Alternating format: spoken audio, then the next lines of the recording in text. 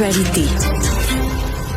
Tiens, on va commencer avec des petites blagounettes, mesdames et messieurs. 100% sport, est-ce que c'est... Des blagounettes, plutôt des nouvelles sportives. Hein? Le sport n'est pas une blague, tout le monde. Donc, oui, on a des nouvelles de Michael Age, okay, qui est vraiment un des, je vais dire, prospects, mais espoir, voilà le mot en français. Espoir numéro 1, je pourrais dire, ou du moins dans le top 5 pour le Canadien de Montréal, puis j'en dirai pas plus parce qu'on a Rémi Bourget qui s'en vient tout à l'heure pour nous discuter CH. Mais c'est le championnat mondial junior qui fait ses débuts. Il y avait un premier match hors concours du Canada qui affrontait la Suède hier soir. Et Michael Age joue avec l'espoir numéro 1 du prochain repêchage, Gavin McKenna. Puis quand je dis espoir numéro 1, là, il s'agit d'un phénomène. Mm-hmm. C'est aux 10 ans à peu près qui arrive. Il y a eu McDavid, Bédard peut-être, et lui. Et là, Bédard qui est blessé, hein? Bédard qui est blessé à l'épaule. Qui ne jouera pas contre le Canadien ce soir. Ouais, absolument. Tant mieux, j'ai envie de dire, mais tant pis, parce que honnêtement, je regarde souvent beaucoup des clips là, de hockey sur le web, puis c'est assez impressionnant de voir aller là. C'est comme tout un. Voilà. Donc il est avec Gavin McKenna et Brady Martin, qui est aussi un choix, très haut choix au repêchage, du dernier repêchage, 5e au total pour les Prédateurs de Nashville, et ont fait la pluie et le beau temps hier avec les deux seuls buts du match qui étaient sur leur trio. Donc bravo à eux, puis ça donne une belle vitrine aussi pour l'espoir du Canadien, afin que on puisse le ramener le plus rapidement possible avec le Canadien. Sinon, parlant de match à venir, on parlait du match où il n'y aura pas ce joueur absolument, formidable. Mais parlant d'un autre joueur formidable, oui. Sidney Crosby va être au Centre Bell samedi. Exactement, et ça, tout le monde le connaît, ce joueur-là. Hein? Je pense que j'ai pas besoin de le présenter. Sidney Crosby, qui est à 2 points du meilleur compteur de l'histoire des Penguins de Pittsburgh, Mario Lemieux. C'était la question quiz hier. Absolument, voilà. Et ce n'était pas Wayne Gretzky, parce qu'on a eu ces réponses-là. Et donc, ça va être possible cette semaine, en fait, dès ce soir contre les Sénateurs d'Ottawa, s'il se met à faire 2 points, ce qui est possible aussi, mais ce week-end, on l'affronte samedi et dimanche. Une grande nouvelle, là, c'est ici que ça se passe samedi. Son père, Troy Crosby, a été repêché par le Canadien de Montréal dans les années 80. Oui, au 12e tour du Canadien en 1984, qui était l'une gardien. des raisons pour laquelle Sidney Crosby a grandi comme un fan du Canadien de Montréal. Hein? Absolument. Et aussi pourquoi il apprécie son séjour junior avec Rimouski. Donc, c'est vraiment, il y a des racines au Québec et ce serait vraiment un beau scénario. Un scénario de rêve, on va se le dire, qu'il dépasse le record de tous les temps des Penguins de Pittsburgh au Centre Bell devant probablement son père qui va être présent, 59 ans. Donc, ça serait une belle histoire. Et sinon, rapidement, c'est match contre les Blackhawks ce soir et la formation de Chicago nous a fait une petite fleur en présence au Québec. Ils ont fait un tweet et ils ont dit, tu l'as devant toi, là, tu peux juste me le montrer 2 secondes. On l'a à l'écran. Au hockey aujourd'hui. Et regardez juste après, puis là, c'est un peu la blague, c'est qu'ils veulent parler en français, mais on écrit Bell Centre, donc Bell Center, et non pas la marque Bell, mais B-E-L-L-E. Ils ont corrigé le tir, puis on le voit aussi sur l'autre par la suite photo qui va peut-être apparaître à l'écran. Donc, je voulais faire juste je te confirme que sur Twitter, là, ce que je vois sur X actuellement, c'est corrigé. Exactement. C'est le Centre Bell, B-E-L-L, effectivement. Merci à eux quand même pour le français.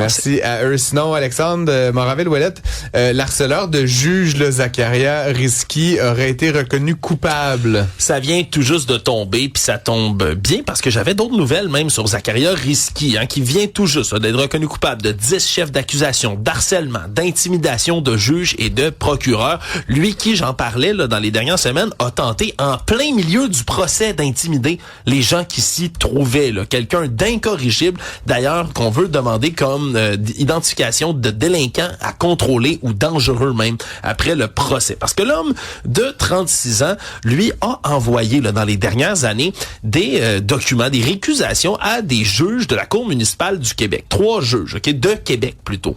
Et leur a envoyé des documents de récusation pour qu'ils arrêtent, ces juges-là, de s'occuper de son procès. Et dans ces documents-là, pendant comme une 50aine de pages, il écrivait toutes sortes de niaiseries contre le système judiciaire, comme quoi c'était frauduleux, c'était corrompu, c'était n'importe quoi.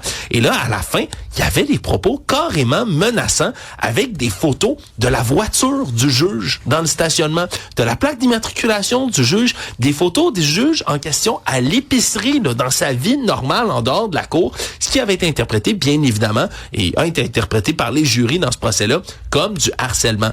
Et pire encore, pendant le procès lui-même, il est allé avec des phrases comme personne ne sait ce que je vais faire après votre décision. Tu sais, des mots pour lesquels on l'a même expulsé carrément de la cour, lui qui se représentait lui-même. Et si je vous parle de Zachariah Risky, C'est pas juste pour ça, parce que dans les pages, entre autres, du Droit et du Soleil aujourd'hui, on raconte l'histoire de Noémie. C'est un nom fictif, mais c'est une jeune femme qui, en 2020, sa vie bascule parce qu'elle croise dans un Canadian Tire Zachariah Risky, qui se trouve à ce moment-là avec un masque sur le visage, la fixe comme intensément. Puis quand elle rentre chez eux, il parle même pas, là. Elle rentre chez eux, reçoit des demandes comme de discussion d'un profil qui s'appelle Josh Henrique sur ses réseaux sociaux, et alors commence une campagne de harcèlement complète de Monsieur Risky à l'endroit de Noémie. Et là, lui écrit sans cesse, lui envoie des informations comme le registre foncier de son adresse privée à elle, toutes sortes d'informations privées sur elle, et elle se met à paniquer, tente de mettre un terme à la conversation, change tous ses paramètres de sécurité sur les réseaux sociaux, et alors, elle arrête pas de recevoir à sa porte des livraisons de pizza, de bouffe qui y appartiennent pas. Il y a des femmes, des escortes qui sont appelées chez elle à toute heure du jour ou de la nuit, qui débarquent. À un certain moment donné, il y a des hommes qui débarquent, qui répondent à des offres de services sexuels avec sa photo à elle, qui ont été mises directement sur ces réseaux-là, que lui fait ça. Je rappelle, il ne la connaît pas. Ils ne se sont jamais parlé de toute leur vie en vrai, et pourtant, pendant des années et des années et des années, il l'harcèle jusqu'à aller devant sa porte le jour où il est censé comparaître en cours pour le harcèlement qu'il fait vivre à cette femme-là.